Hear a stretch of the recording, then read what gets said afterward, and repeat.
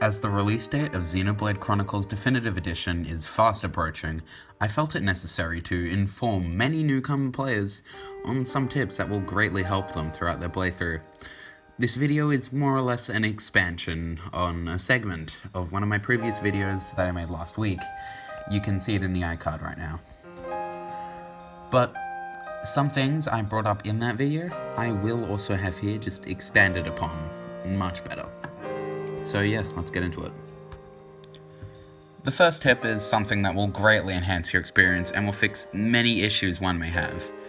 Gem forging is not forced upon you, but you will eventually get a quest that gives you a portable gem forge. You want to complete this quest. If you don't know what gem forging is, gems essentially are things you can attach to armor and weapons that increase certain stats. The base gem forge is in your starting area, Colony 9, and having to go back to Colony 9 every time you want to forge gems will become a major chore if you aren't near a fast travel point on your map, because now you have to go back there. Not to mention, there'll be some sections of the game where you aren't able to fast travel, and if you don't have the portable gem forge, then you won't be able to forge gems until you reach certain points further ahead in the story. So, it's just a good idea to get the portable gem forge. Tip 2 also relates to the concept of gems. Throughout your playthrough, you may find as if your lead party member is too slow to traverse these expansive and beautiful landscapes. Well, there is one line of gems called quick step gems. What these gems do is speed up your lead party member's run speed. This allows you to speed up the time it takes to explore the world. These gems are extremely helpful and make the game much more fun. Although, if you can predict a tough fight may be coming up, then switch out your quick step gems, so that you have combat gems in your slots, so that you're prepared for the fight and that you can win. I have said this in a previous video, but with YouTube channels now getting early previews, this point can be enforced even more. Do not start by playing Future Connected. The very first thing you see in the opening cutscene is parts of the ending.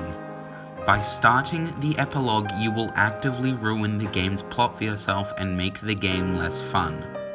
So please, even if it may seem interesting, finish the base game first. When playing through the game, you can build up a skill line for each character.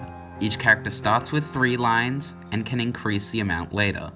The point of this tip is just to remember every time you level up, check the skill tree, because you don't want to have a tree maxed out and you not realize it, and then you waste time and levels, and you're not gaining skill points.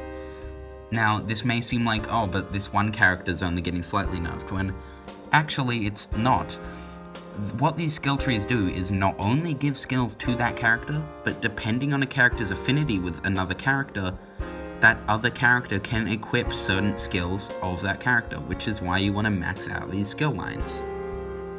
The final piece of advice is very important. Make sure you switch out your party and level up everyone evenly. Even if the party members not in combat gain some experience, it's a reduced amount to the people in the lead. And although these characters still gain experience, if you don't use characters, they may end up far behind in levels. And any veteran player will know this. There is one fight near the end of the game that is practically impossible if you have been using physical characters the entire game. So please, for your own sake, train up everyone. Please. Okay. So, to all you new players trying to get into Xenoblade, those are just some tips I thought you should follow to enhance your experience during Definitive Edition. If you enjoyed the video, please sub and like for more Xenoblade content, and comment if you want to give me feedback on what I could do better.